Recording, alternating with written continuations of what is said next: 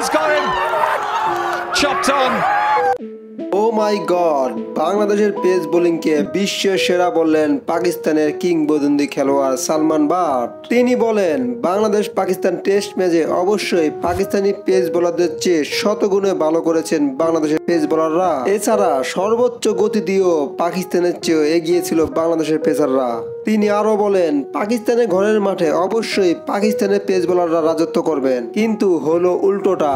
বাংলাদেশি বোলারদের body language এবং জোরে বল করার কীর্তিতে দেখিয়েছে বাংলাদেশের পেস বাহিনী।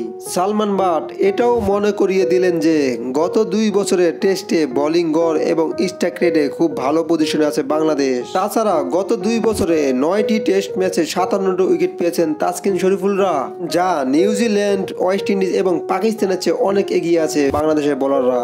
সালমান বাট আরো বলেন, ওয়েস্ট ইন্ডিজ 15টি, নিউজিল্যান্ড 12টি এবং পাকিস্তান 11টি টেস্ট খেলেন গত 2 বছরে।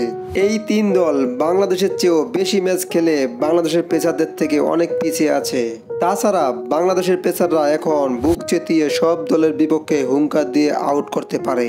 আগে এই বাংলাদেশ স্পিন বোলিং ছাড়া কিছুই বুঝতো না, আর এখন পুরো বিশ্বকে চ্যালেঞ্জ জানাতে পারে।